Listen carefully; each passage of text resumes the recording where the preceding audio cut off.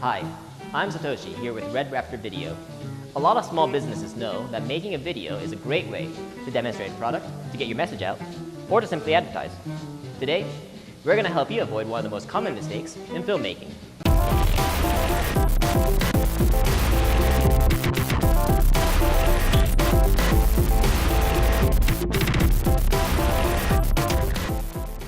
Lighting is vitally important, yet so few people employ good practices. Lighting is a powerful tool that not only allows you to see the subject, it can create interest, make the subject more flattering, separate the subject from the background, and direct the viewer's attention. In the old days, films had very poor light sensitivity. In order to capture a viable image, films had to be shot either in sunlight or by using a very powerful artificial light. Today, digital sensors no longer require as much light, but in order to capture a realistic and appropriately exposed image, you still need to use additional light sources. Now, before we tell you what you should do, there's a few things you need to know. Let's first talk about white balancing. White balancing is a procedure used to adjust for any color temperature. So, what is color temperature? Color temperature is a property of different lights measured in Kelvin. This is a 2700 Kelvin light, and with the white balance set to the background, it'll look orange. This light is also called tungsten in reference to the type of filament used that gives off this orange color. Now with the color balance set to me, the background looks blue to compensate for the orange. Now, this is a 5600 Kelvin light, and it appears blue by comparison. This type of light is also referred to as daylight, which is actually anywhere between 5000 and 8000 Kelvin. Now the white balance has been reset to me, which allows both the subject and the background to have a consistent white. In addition to color temperature, there's also luminance, or the brightness of a light, often measured in watts or watt equivalents. The light we're using right now is an 800 watt equivalent light. The higher the wattage, the greater the output. Finally, there's CRI, which is a measure of how accurately all the colors can be rendered. Things like skin tone will show up better with a higher CRI. Sunlight has a CRI of 100%. It's considered a full spectrum source.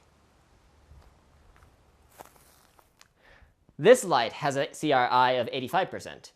The closer you get to 100%, the better your image will look. Most household bulbs have a CRI between 50 and 80%.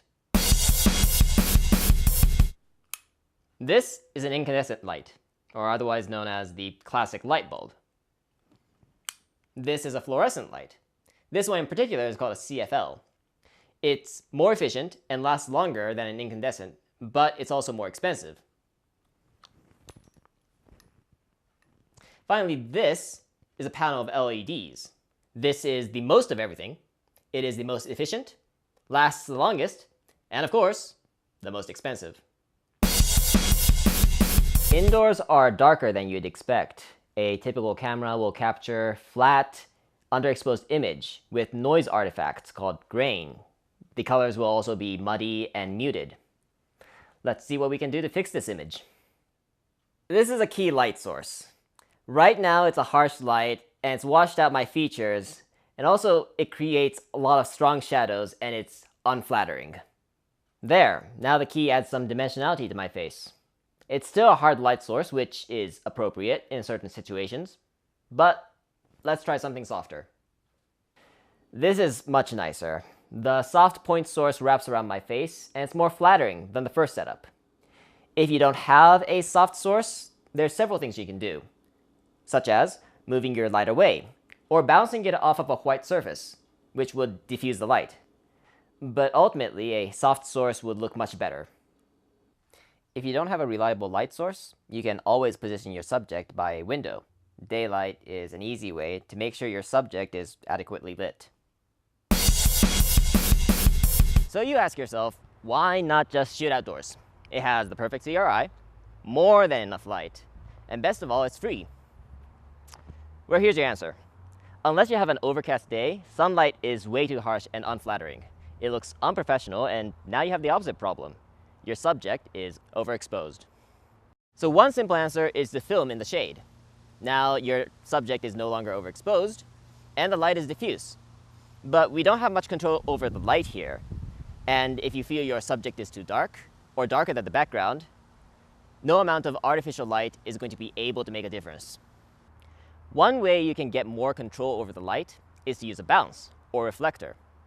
This gets in more light onto the subject and helps separate and illuminate the subject from the background. This will look better than direct sunlight. Sometimes you can't find adequate shade, in which case you can use diffusion. In this case, the background will still be brighter than the subject, but just like last time, you can use a reflector or bounce to fix this.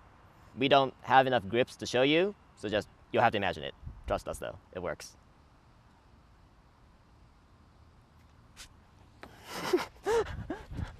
You can also shoot in the early morning or late evening, and you'll get a much better, softer light.